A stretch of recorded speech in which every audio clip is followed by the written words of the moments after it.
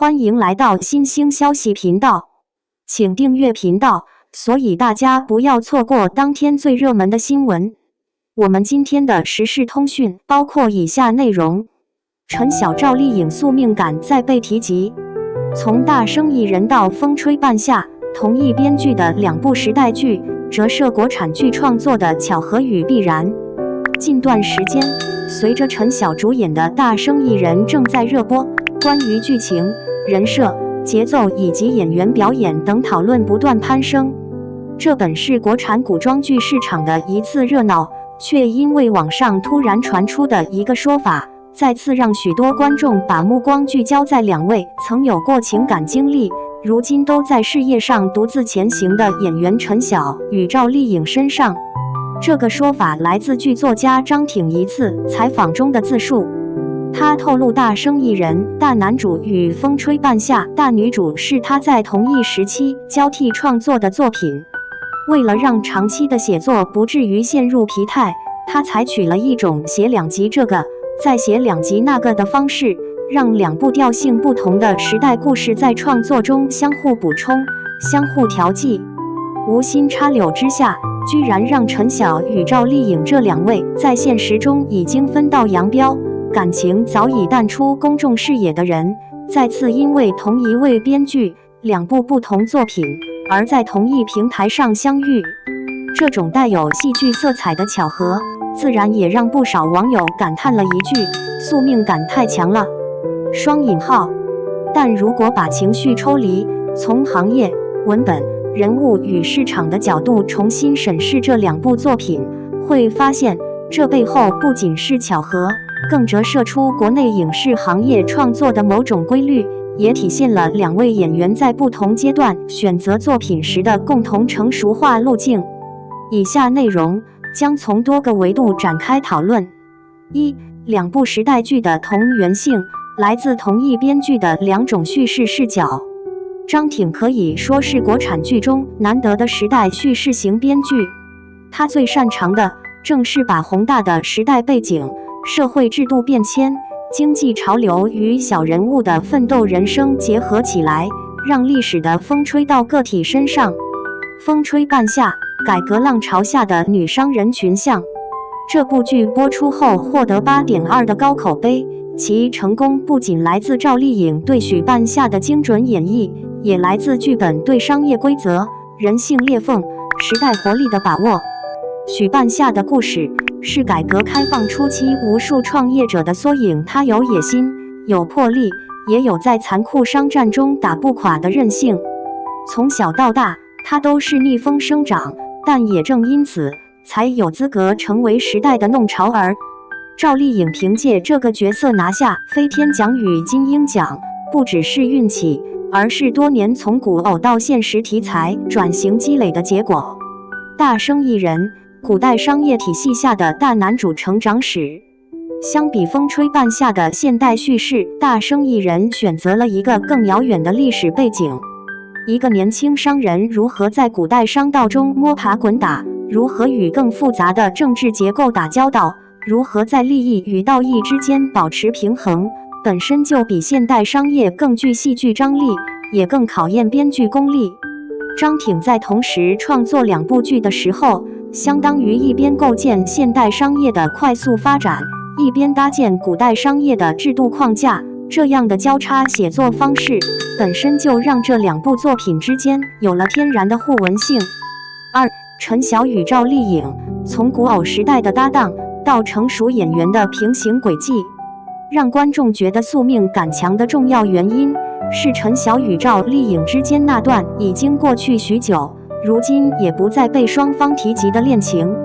雖然娛樂圈情感經歷本就具有高曝光度，也容易被渲染，但真正讓他們之間產生巧合感的是，兩人離婚以後都把事業重新放在第一位，兩人都在向現實題材、成熟角色轉型，兩人都出演了張挺同時期創作的作品。趙麗穎，去偶像化轉型的成功典範。從《知否》開始，她就逐步擺脫甜美古偶女主的標籤，向現實主義靠近。風吹半夏更是轉型的關鍵一步，讓她真正進入實力派女演員的行列。她的狀態穩健，角色選擇成熟，表演層次豐富，使得她成為同齡女演員中的優質代表。陳曉從古裝美男向實力大男主的進階。陳曉過去被評價最多的是古裝扮相俊朗、氣質清冷，但真正讓她開始進入成熟演員討論範圍的是近年來更為深沉的角色夢華錄、塵封13在大生意人等。陳曉與趙麗穎的相似點在於，兩人都經歷過流量巔峰，也都在向更硬核、更現實、更注重人物底色的作品靠近。這種平行但獨立的軌跡，使他們在這次作品層面的巧合中被放在一起討論，也就順理成章。三大生意人與風吹半夏市場口碑為何產生落差？很多觀眾發現風吹半夏首播即爆，而大生意人的初期傳播聲量並沒有那麼高。為什麼同一個編劇，同樣的時代成長題材，會有這樣的差異？時代背景的距離感不同。風吹半夏講的是改革開放後30至40年的時代，人們能看到自己的父母、長輩甚至同齡人的影子。而大生意人發生在古代，雖然故事核心仍是商業邏輯，但觀眾需要花時間進入古代社會的制度體系和文化背景，自然會有一定觀劇門檻。主演的市場號召力不同。趙麗穎近幾年事業高光，是收視口碑雙豐收的絕對國民度女藝人。陳曉的演技廣受好評，但商業號召力、受眾基礎不如趙麗穎那樣廣泛，這會直接影響作品開播階段的話題度。劇情節奏差異，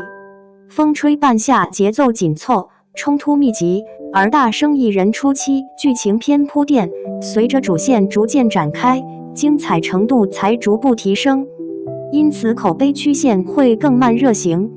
4. 孫謙在兩部劇的不同表現，角色適配度決定觀眾評價。一個有意思的現象是，孫謙在風吹半夏中被誇演技自然，與歐豪的搭檔毫無違和感，但到了大生意人卻遭到不少吐槽。這並不是演員能力突然變化，而是角色適配度造成的落差。在風吹半夏中，她飾演的角色貼近現實，有獨立女性的韌勁，也有年輕人闖蕩的野性，更容易與現代觀眾產生情感共鳴。在大生意人中，她的角色在古代框架下需要更多厚重的時代感與心性沉穩的表達，這對年輕演員來說難度更高，也更容易因設定問題被觀眾吐槽不搭。這也再次說明，演員的表現不僅是實力問題，更是角色與演員氣質的匹配問題。5. 作品之外的宿命感，是巧合，也是各自選擇的必然結果。當陳曉和趙麗穎的兩部作品在同一平台播出，同一編劇創作，同類型題材，同樣關注商人奮鬥與時代浪潮，這本身就是一種命運式的並行。但這些巧合的背後是，兩人都經歷過婚姻與離婚，重新投入事業；兩人都在主動擺脫早年古偶標籤；兩人都在向更成熟、現實主義的作品靠近；兩人都在尋求演員生涯的第二增長曲線。這些選擇是成熟演員共同的道路，是時代提供的機會，也是個人追求藝術道路的必然。